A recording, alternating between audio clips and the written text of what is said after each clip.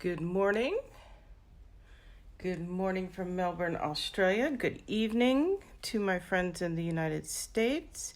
I hope you have adjusted to your falling back if you're in a state that does that. That would be just about everybody except my friends in Arizona. Maybe one day we'll all get on the same plan in terms of clocks changing or staying the same on the same schedule. But now I think we're good for 5 or 6 months maybe. So hopefully everybody will find us. Good morning, Wendy. And I don't know how many people are going to find me here today, but I'm going to jump on in. Oh, hi, Chrissy. I am going to start with a number of updates. It has been 2 weeks since I was last on, but all of this updating stuff I want to do is just new in the last really 24, 48 hours. Yes, I know we went forward, Chrissy, here in Australia, but in the US, where I have a lot of viewers usually, they fell back this past Sunday. So some of them may be unsure what time I'm on. Anyhow, let me bring you up to date with a couple of things from Stampin' Up. First of all, many of you will remember the big deal we had with the Purple Posy ink pads. They had trouble when they were first introduced back, right after Onstage in April. They discovered that the ink was not behaving properly and it was very bubbly. And then they worked very hard to bring out a new version that they felt would be better. But it turns out that, in fact, this one is not being color stable, which on the one hand is a big disappointment. On the other hand, it relieves my mind because I used it and I went, wow, this is a lot more blue than my cardstock, my Purple Posy cardstock. And so I was trying to figure out what was going on with that. I thought maybe the sponge dropper I was using had some blue on it, even though I thought it was really clean. Anyhow, it turns out the color is not stable. So Stampin' Up! Has announced that as of after the 6th of November, which here in Australia is today, in the US that would be tomorrow for you, you will not be able to purchase the Purple Posy pad or the ink refill. And I'm just going to go ahead and read you really fast what they sent to us demonstrators so that if you are customers, you understand what is going on. It says, despite our efforts to resolve issues with Purple Posy ink, we have learned that the ink color is still shifting over time. This means that the color is coordinating more loosely than we typically allow with our colors.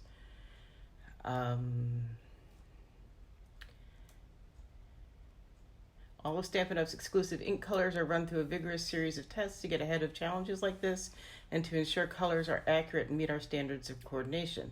Purple Posy did pass regular testing standards in time simulating ovens, but we have now identified that it fell short when it came to actual time passing. The color begins to shift once the ink has rested in the ink pad for about 6 weeks. It's rare for Stampin' Up! Or our ink manufacturer to have such persistent issues with ink. Purple Posy has certainly been an anomaly. We completed full testing on 11 distinct batches of Purple Posy Classic Stampin' ink before releasing the current version. We are now confident that no additional efforts would uphold our coordination needs over time.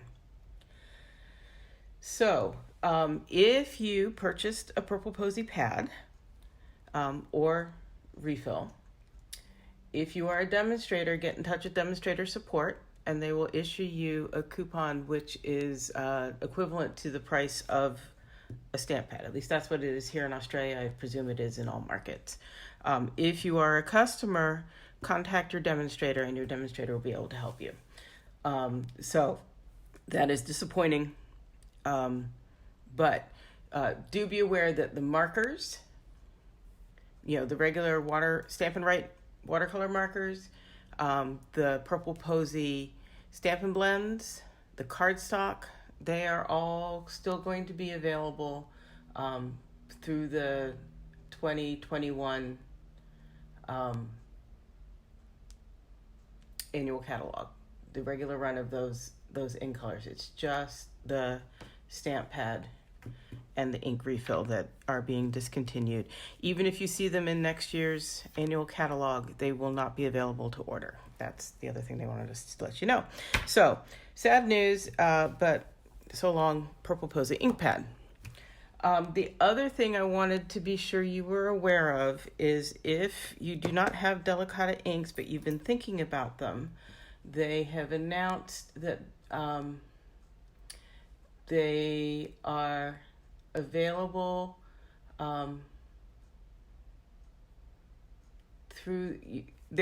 they are available in the holiday catalog. They will not be carrying over because of the amount of time it takes for them to get more supplies. So what they have is what's available. It's available until the end, January 2nd for the holiday catalog sales period, or once they run out of the pads and the refills for any particular item, they will turn them off. So if you have the pads but you don't have refills yet, you should go ahead and get your refills. I find that you get a much better impression if the pad is quite juicy. And if you have been wanting to do them, I would not let the fact that they're going to effectively be retired keep you from doing them, because they are really, really cool to play with.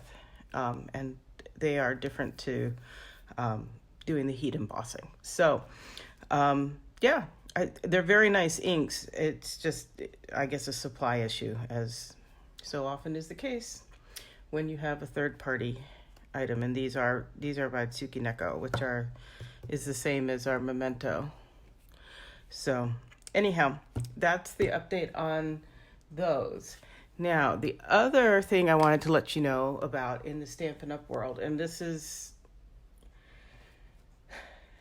I'm sure Stampin' Up! Is being extremely supportive of this, but I think this is kind of a quasi-official Stampin' Up! Thing. Some of you may remember back in 2016, Shannon West, who is, I can't ever keep track of what her title is because it keeps changing over at Stampin' Up! But she is a name. She presents on videos. She presents on stage. She is a name. Anyway, she did a big campaign in 2016 called #I'm Bringing Birthdays Back, and she sent hundreds and hundreds of birthday cards and sort of inspired other people to do the same. And she's decided for 2020 she's going to bring back the initiative in a slightly different format. So she now has a Facebook page that anyone can join.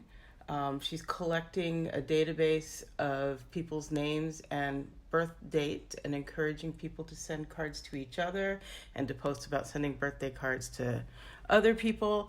And so I didn't want you guys to miss out on this happening thing in the Stampin' Up! World.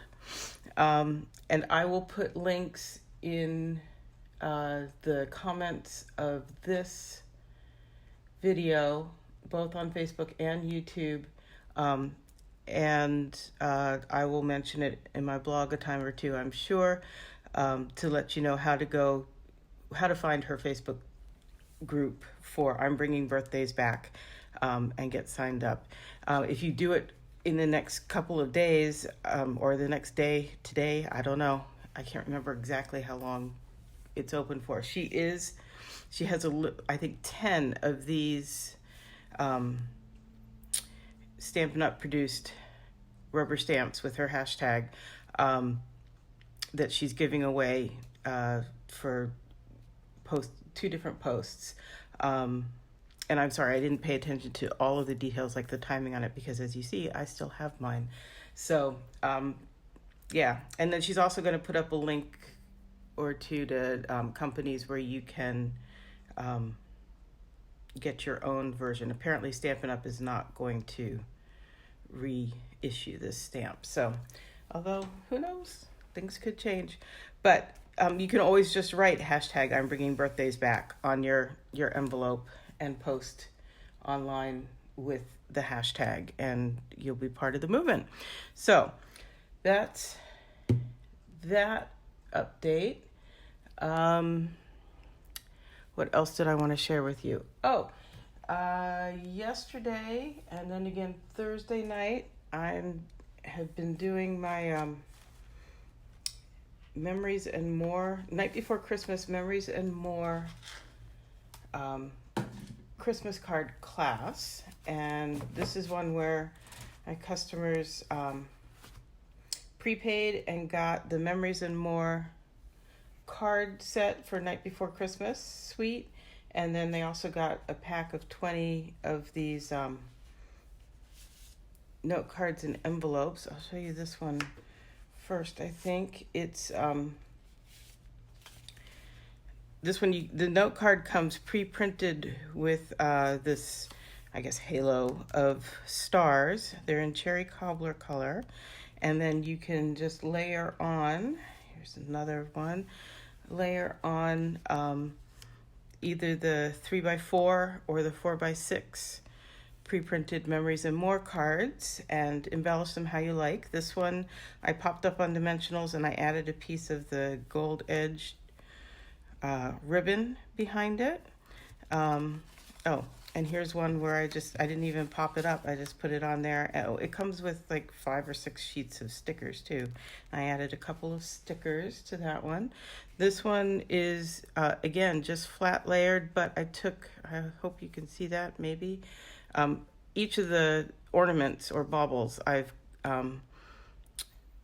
just quickly gone over with my clear Wink of Stella pen. So now they're all shimmery, and that's quite fun. When I ran out of card bases, I did cut some regular card bases, which are smaller. You can see this is a standard metric card, and it's a bit smaller, so I wound up cutting down my 4x6 inch Memories and More card. But again, I just did the same thing, different color background, slightly smaller card. Yeah, I was just going to flip through these really fast to give you an idea of the things that you can do. This is a 4x6 card. This was a 4x3 card, and I just punched out the medallion it had, and I added a sticker and a little bit of ribbon. Same idea. This is on a Poppy Parade card base. No ribbon, no sticker. And yet another same idea. Old Olive card base. I used, what is this label called?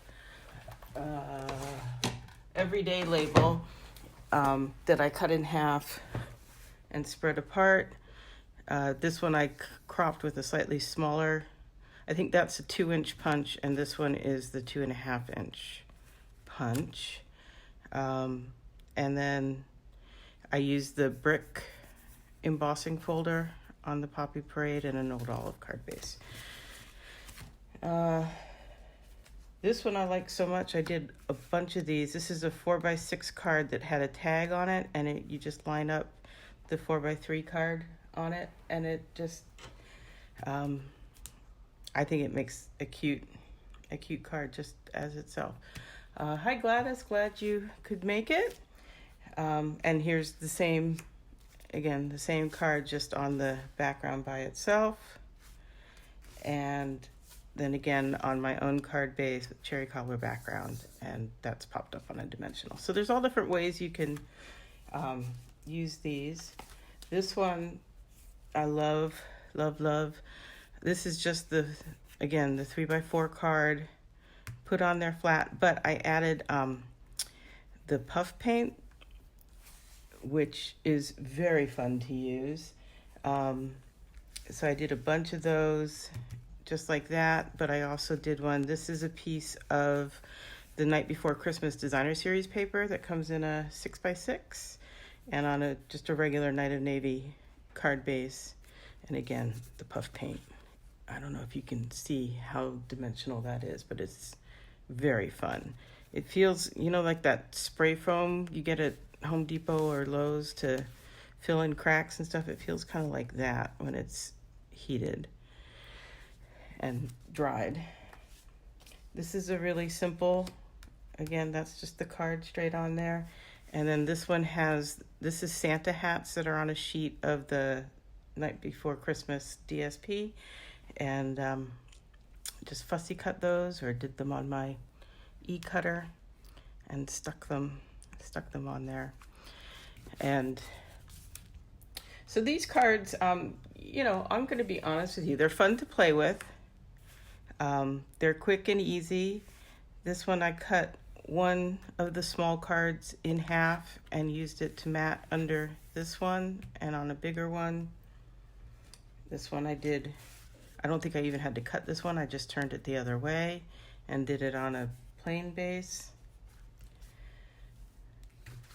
But these cards, if you've got a big Christmas card list and there's people who really, really appreciate your really nicely handmade, lots of effort cards. And then there's people who were like, oh, look, the Hetker sent us a card again, and it goes straight into recycling. Yeah, those people get things like this because there's just not a whole lot of my artistry in them, shall we say. So here are a couple these are reindeer are stickers, and this one's very basic. All I did was add a little tangle of the metallic thread, the gold metallic thread there. And then here's another Christmas tree. This one I did more. I added Wink of Stella to all the ornaments, and then I took a toothpick and I put that puff paint on all the little, I don't know if they were supposed to be lights or snowflakes or what, but I put puff paint on most of them and heated it up. And again, this is a piece of the Night Before Christmas Designer Series paper and one of the stickers. So some of them have a little more effort than others. This one, it's just one of the cards on the card base with a couple of the glimmer embellishments. That's out of the, Told Tidings suite. Again, a regular card base with a bit of the Designer Series paper, and a card popped up. Here's with the 4x6, and I put a couple of the Christmas time rhinestones on there. Oh, and there's another one with another piece of Designer Series paper on the background. So there's all kinds of things you can do. If you look them up on Pinterest, people have all kinds of ideas.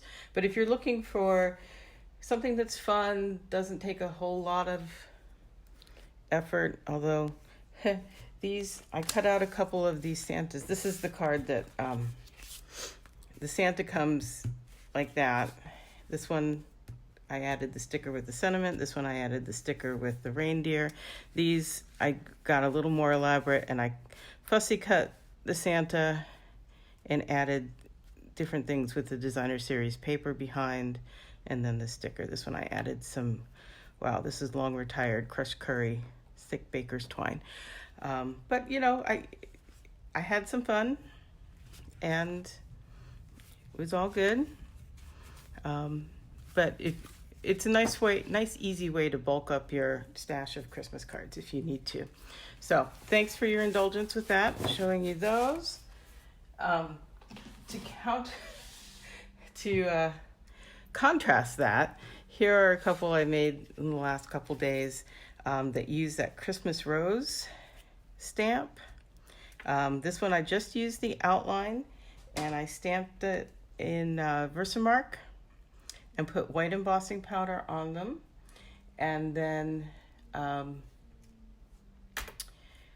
then I use an aqua painter and inks to watercolor them. And mounted them up. And I will put, when I blog these, I will put a link, because I cased these from someone, and I'm forgetting off the top of my head who I cased them from. But I will be sure to mention that. But these are going to go to people who appreciate the effort that goes into things, because these are not quick and easy cards. These take a while to get all the detail in there. But it's fun if you like watercoloring. When you watercolor on a heat embossed image, it actually is easier because the heat embossing acts as a little dam and helps keep the color from bleeding places you don't want it to bleed, which is nice. I don't know if you can see, probably if I hold it in the right place, they each have just a little bit of that little, I call it a trellis die cut in gold glimmer paper.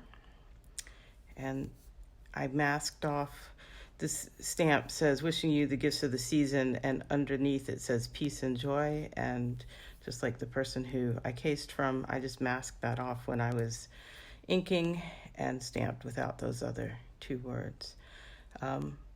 So that's the ones that I've spent time on in the last couple days, as opposed to the other ones. Probably these two cards took as much time as most of those Night Before Christmas Memories and More cards did. But today I thought I would play a little bit, if you want to stick around, with some more watercoloring of this image.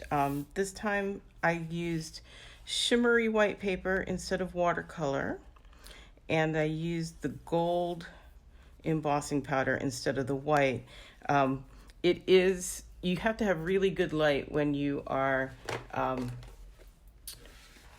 working with white on white embossing, because it is quite hard to see. So I did the gold in part because I like how the gold looks on everything else I've done with this stamp set, but also because it would be easier for you to see what I'm doing. So I'm going to see if I can zoom in a little bit here. And I've got an acrylic block here. So with our older style of ink pads, which I do still have some of them, you remember how we used to just squeeze a couple times, and now we've got a nice pool of ink there to be able to use. What they found was with the newer ones, they're much stiffer, and you really can't do that. So I don't know if you have discovered, but my favorite way of countering that is to just use one of my acrylic blocks, and that's Old Olive, and this is Cherry Cobbler, and now I have a pool of each of those as well. And you could do it, with the old style pads too, if you didn't want to be mucking about with the lids. And I have an aqua painter, and I just use a piece of paper towel. It helps with a couple of different things. Sometimes I find that my brush is a little more wet than I want. I use it to help clean off the brush, and sometimes if I get a big pool of water in there, I just use it to dab up. But I wanted to see if some of the techniques I was using with the watercolor paper worked as well on the shimmer paper. And one of the things I like to do is kind of lightly flood a section with some water, and then when you touch the ink in, it kind of helps bleed the color around. And either I didn't have quite enough ink, or I'm sorry, quite enough water, or it doesn't work. It absorbs more quickly into the paper, and so it didn't kind of float the color. Let's see if I really try here what it does. Yeah, that's wetter. That's a lot wetter. Let's see what that does. And now if we touch some color, yeah, now you can see. And a lot of times I really like that because it gives kind of a more organic feel to the coloring, not quite as deliberate on my part, and you can just kind of dab the water into place. But you see how the heat embossing works as a dam, and it just stays within that area, which is nice. And you can see it's, yeah, like I said, it's more organic. I like that as a term. So we'll flood this petal now. And it makes it go pretty quickly too, with these big spaces.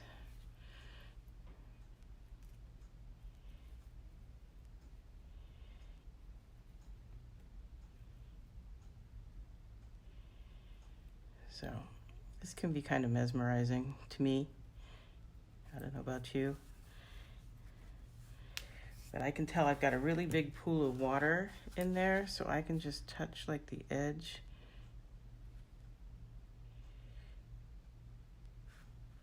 And it will help suck some of that up.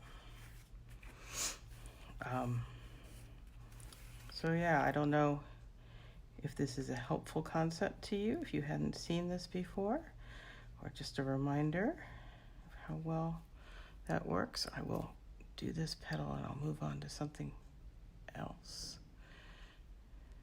I think. I'm not Bob Ross, so maybe it's not so interesting to sit here and watch me color so much. But I like, you know, it's all the same color, but depending on how much water and how much ink, you get variation, which is much more natural, I want to say. I'm going to try a pine cone here, and I'm just kind of going over the whole pine cone area, and I'll pick up a little bit of early espresso ink. We'll see what we get here.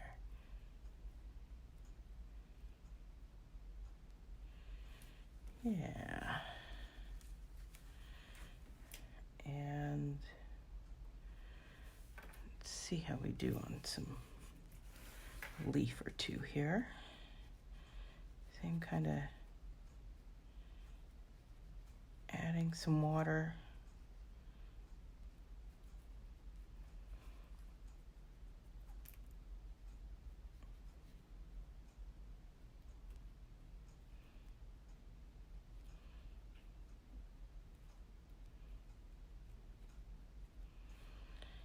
And then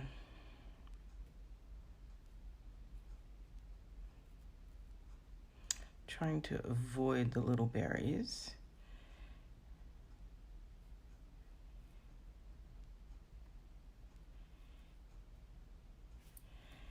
And then let's see how we do around the pine needles.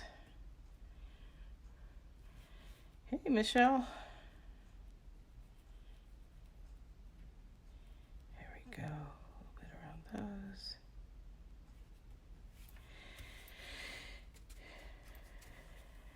And so for the little berries, I've been doing them in gold, and you want a really dry brush, and if you find you're having trouble getting your brush to stay dry enough, yeah, I did find, I've shown this to you guys before, I know, online or in my live. I actually think a blender pen works a little bit better for a drier application, like this Delicata Golden Glitz ink. Put that in there. So there's some of the gold berries, and then you just scribble it off to get it all off, but I'm going to use that some more. And that I pulled just directly off the pad, especially with the blender pen. I'm not worried about it getting too watered down on my pad. I was going to see if that was, yeah, that's dry enough that I can go back. I'm going to try to add a little more variation and detailing on the leaf a little bit. I'm not very good at doing shading type stuff. So I did a little bit, and now I'm just gonna blend it a little bit with a little just plain water on my brush.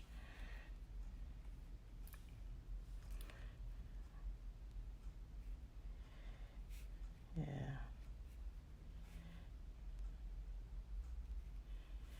There we go.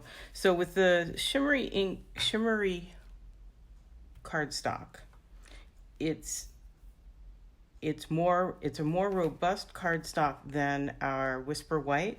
So I can go back over these spots that have been colored already and use pools of water in a way that's closer to our watercolor paper without it pilling. But it's not as robust and not as able to be super saturated like our watercolor paper. So if you find you're having trouble and you're using the shimmery white and you find your paper's pilling or it's buckling way too much, try using the watercolor paper instead. If you're using if you like to use a lot of water, I would recommend the watercolor paper. And again, that's what I did with this. There's a lot of water that's been used. I went all around the outside and got it wet. I worked in sections and then let the pool, as it were. I believe this one I added the pool party after I had colored in everything there. And this one I started with the pool party and then worked my way in. I don't think it really matters. It's just your comfort, and you can always go back in and add a little more pool party or bring the green out a little more, just however you like it to do it. Yeah, that's, if you want, I can sit here and color some more, or we can call it quits. If you have questions, let me know. Go ahead and put them in the comments and I'll respond to them either now while we're live or afterwards. Like I said, if you have the Purple Posy ink pad, either contact demonstrator support directly or contact your demonstrator and they'll help you get that coupon. The coupon is going to be, the coupon codes will expire on the 1st of January, it says. So don't wait to get in touch to get that coupon code, and don't wait to redeem it. That's just it's kind of short, but that's what Stampin' Up! Decided to do. And what else do I know? That's probably about it. If you haven't seen, last week, I wasn't here because I was in Sydney. There's a post on my personal Facebook page. You should feel free to go over there and look. It's got pictures of this walk along the sea coast outside Sydney that I did with my friend with a bunch of sculptures, which was really cool. And you might enjoy seeing those pictures. And otherwise, that's about what I know. If you are in the Melbourne area and would like to get together to craft, I have a whole schedule of classes on my website, nancysniftynotes.com. Feel free to private message me through Facebook or through my webpage, and I'm happy to answer questions, send you catalogs, advise you as I can or refer you on to somebody else if I can't. Yeah, thanks for tuning in, and I will see you same time, same place next week. Thanks. Bye-bye.